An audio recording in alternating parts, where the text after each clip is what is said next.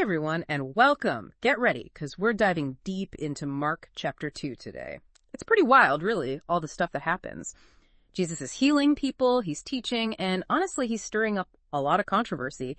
And in just these few verses, we're going to see what all this reveals about who Jesus is, like his authority and what his mission was.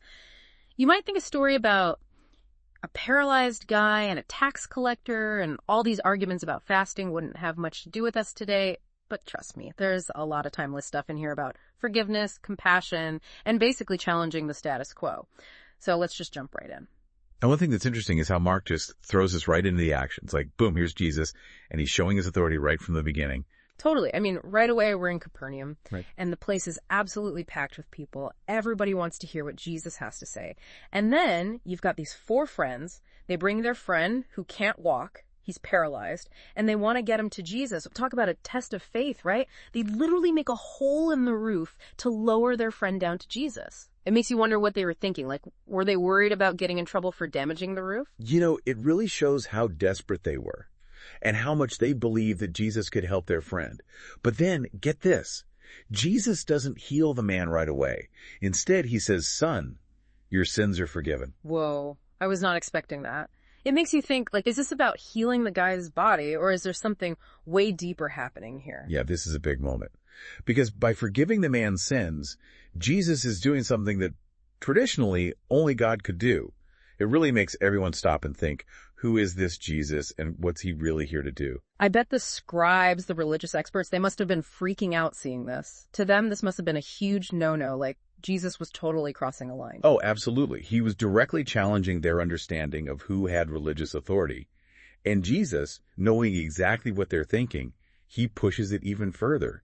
He asks them straight up, which is easier, to say to this paralyzed man, "Your sins are forgiven," or to say, "Get up, take your mat and walk"? Wow, it's like he's forcing them to confront what his power is really all about. And then to prove his point, he heals the man right there on the spot.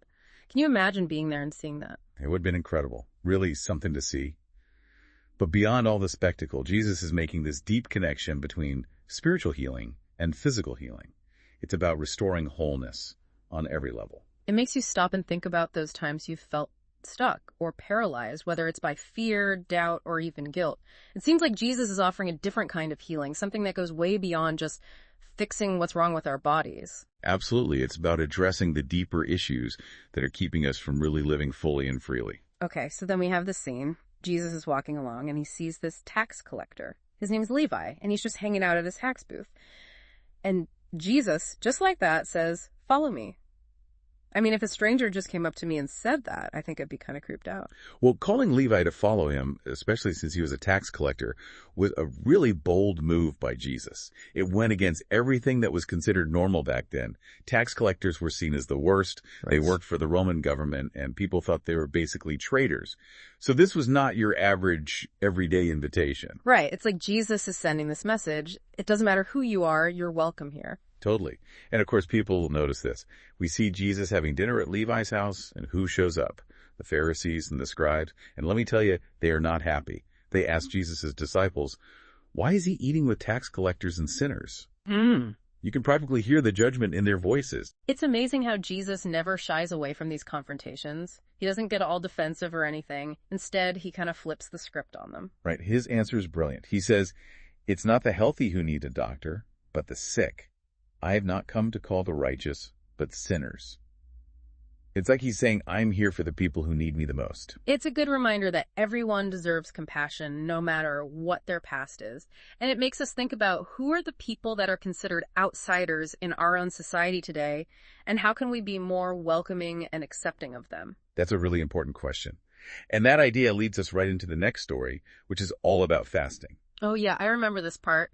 John the Baptist's disciples, along with the Pharisees, are all wondering why Jesus' disciples aren't fasting. This was a big deal to them, wasn't it? Absolutely. Fasting was seen as this super important way to show how devoted you were to God. Yeah. And they thought it was necessary to earn God's favor. Especially the Pharisees, they were really strict about fasting. So when they saw Jesus' disciples not fasting, they probably thought it was disrespectful, like a slap in the face to their religious beliefs. But once again, Jesus flips everything upside down. He compares himself to a bridegroom and says, "The wedding guests can't fast while the bridegroom is with them, can they?" He's basically saying, hey, my presence is a reason to celebrate, not to be all gloomy and fasting. Exactly. And to drive his point home, he uses this analogy of new wine and old wineskins. I love that analogy. It's so visual. He's saying that what he's teaching, this new way of understanding God's kingdom, it needs a new way of thinking, a new way of being. It's too big, too different to fit into the old, rigid traditions. And this is where it gets really interesting for me. It's like Jesus is challenging all of us to look at our own traditions and beliefs. Are we holding on to those old wineskins, the outdated ways of thinking that are preventing us from experiencing something new and amazing that God is doing? It's a really powerful question to think about. And that idea about challenging tradition brings us to the last story in this section. The one where Jesus and his disciples are walking through a field on the Sabbath and they start picking grain to eat. You'd think that's pretty harmless, but it causes this huge uproar. Yeah, the Pharisees saw it as a clear violation of the Sabbath laws. Yeah. They had all these rules about what you could and couldn't do on the Sabbath, and work was definitely off limits. Right, but Jesus, always the rule breaker, challenges their interpretation of the law. He brings up the story of King David. When David and his men were hungry, they broke a religious law by eating the special bread that was only supposed to be for the priests. It's like Jesus is saying, come on, guys, sometimes compassion has to come before blindly following all the rules. Exactly. And then he makes this statement that really sums it all up. The Sabbath was made for man, not man for the Sabbath. Man, that quote is so powerful. It changes our whole understanding of religious laws and practices. It's suggesting that those rules are there to serve us, not the other way around. That's a radical idea, even today. Totally. And then he takes it even further. He says, the Son of Man is Lord even of the Sabbath. Whoa, now he's really shaking things up. What do you think he means by that? He's saying that he has authority over the Sabbath, over all the religious laws. He's not bound by their narrow interpretations. He has the power to redefine what it means to honor God. Wow, that's intense. Yeah, it really sets the stage for even more conflict later on in Mark's gospel. But for now, let's just take a moment to absorb everything we've talked about. And when we come back, we'll dive into how the tension between Jesus and the religious leaders keeps building. Sounds good. We'll be right back after a quick break. Okay, so we left off with Jesus saying he's Lord of the Sabbath. I mean, that's got to be a big deal to the Pharisees. You don't just go around challenging their religious leaders like that and expect them to just ignore it. Oh yeah, that's definitely a line in the sand. And it sets up this whole conflict that just gets bigger and bigger as we go through Mark's gospel. And you know what's interesting? This tension between Jesus and the Pharisees, it's not just ancient history. It raises questions about faith and authority that are still relevant today. For sure. So let's talk about that. We saw Jesus clashing with the Pharisees over stuff like healing on the Sabbath and hanging out with people they considered sinners. But what was really going on there? What was at the heart of all this arguing? I think it comes down to a clash of worldviews. The Pharisees were all about following the law, the rules. They'd built this whole system of do's and don'ts, and a lot of it went way beyond what was actually written in the Torah. They thought if you followed all these rules perfectly, that's how you please God. So it wasn't so much about the spirit of the law, but about checking off all the boxes, making sure you weren't breaking any rules. Exactly. And that's where Jesus comes in and challenges them. He's more about what's going on inside, a change of heart. He saw the law as a guide to loving God and loving other people, not just a bunch of rules to be followed blindly. Okay, I see where the problem is. It's like they're speaking two totally different languages. Right. And that creates this tension that just keeps building. The Pharisees see everything Jesus does, healing on the Sabbath, hanging out with sinners, and they think he's attacking their whole belief system. They just don't get it. I wonder, did they ever try to understand each other's point of view? Was there any common ground there? It seems like they tried sometimes, but the differences were just too big. As Jesus gets more popular, the Pharisees get more and more threatened. And they start plotting against him, trying to find ways to make him look bad and shut him up. Wow, so things are getting pretty serious. What were some of the ways they tried to trap him? Well, they'd often try to trick him with questions. They wanted to catch him saying something that went against the law. I can just picture them lurking around, waiting for him to mess up. Yeah, they were relentless. Yeah. Always testing him, trying to undermine his authority. So how did Jesus deal with all this? Did he ever lose his temper? Nope, not at all. He always responded with wisdom and authority. He never backed down or tried to please them. Instead, he used these situations to show how hypocritical they were being. And he pointed people back to what God's law was really about. It's like he could see right through their little schemes. He did. And he used them to spread his own message.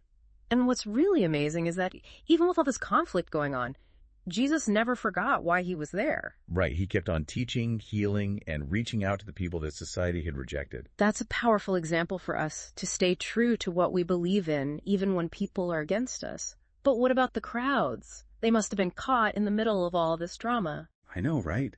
It must have been confusing for them. They saw Jesus doing all these amazing things. They felt his sincerity and authority. But they also knew how powerful the Pharisees were. It must have been hard to know who to trust and who to follow. That makes me think about how it is today. There are so many different voices and opinions out there. It's hard to know what to believe sometimes. Absolutely. And I think that's one reason why Mark's gospel is so important for us.